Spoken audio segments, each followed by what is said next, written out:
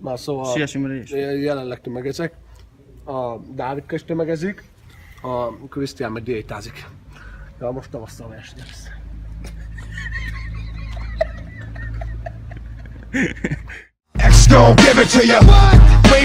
Sziasztok! Györfi Zsolti kérdezte, hogy miért nem lát GPP elemeket az edzéstervemben. Netán nem csinálom őket, vagy egyszerűen csak ellógom, vagy csinálom, csak nem mutatom. Erre a válasz tulajdonképpen az, hogy amire van lehetőségem, azt csinálom. Ez természetesen nem túl sok egyébként, de ugye mi is az a GPP, General Physical Preparedness, ez ugye egy sportolónak az általános fizikai felkészültsége, vagy készenléti állapota. Én ezt úgy interpretálom, hogy arra a sporteseményre, amire ő amúgy felkészülne, és bármilyen esetben elindulna, tehát egy erőemelőnek az általános fizikai felkészültségi állapota arra, hogy egy erőemelő versenyen elinduljon, egy teniszezőnek egy teniszkupán, vagy mit tudom én, egy jitsusnak, vagy egy judósnak az adott küzdősport eseményen való felkészülését és a legmegfelelőbb állapot elérését jelenti számomra a GPP. Tulajdonképpen amilyen elemeket én csinálok annak érdekében, hogy meglegyen az az adott fittségi állapotom, mind kardiovaszkuláris szempontból, mind ugye az izmaim karbantartásának a szempontjából az, hogy a lehetőleg kevesebbet pihenek egy-egy sorozat között. Ez ugye főként a kiegészítő gyakorlatokra igaz, tehát megpróbálom folyamatosan mozgásban tartani magam az edzéseken. Ez azt jelenti, hogy akár 60-70 perc alatt mondjuk 25-30 munkasorozatot is megcsinálok. Főleg a dinamikus napokon, amikor ugye 9x3 vagy 10x3 guggolás, vagy 12x3 guggolás, ugyanannyi felhúzás, ugye, és még mellette a számtalan kiegészítő gyakorlat.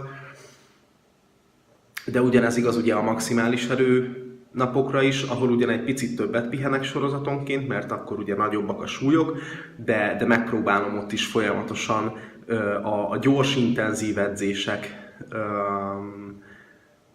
felé vinni az egészet, amit csinálok.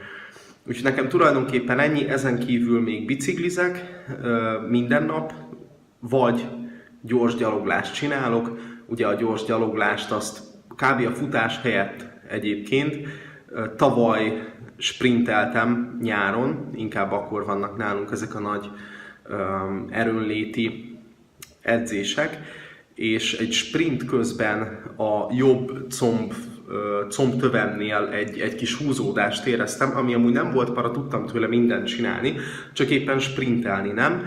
Így a sprinteléssel felhagytam, aztán ugye idén-nyáron egyáltalán nem csináltam ilyen jellegű tevékenységeket, mert ugye sérült voltam áprilistól egészen ugye augusztusig, tehát az a nyári időszak kiesett, bár egyszer, amikor megpróbáltam visszatérni, még a kezeletlen piriformis sérülésemmel, akkor egy indián szögdelést, egyetlen egy ismétlés indián szögdelést csináltam, amiben meghúzódott az alsóhátam, úgyhogy azzal is felhagytam.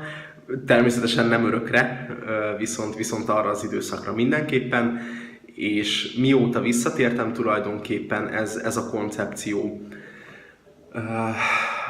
2 hét múlva fogok elkezdeni pliometrikus mozgásokat csinálni, amik azért ugye ennek egy ilyen kiegészítő jellegét fogják majd adni vélhetőleg. Nem az ilyen integessünk ugrálás közben pliometrikus mozgásra gondolok itt feltétlenül, hanem ugye a Juri és a Natalia Verkhošanski által megalkotott shock method itt a téma.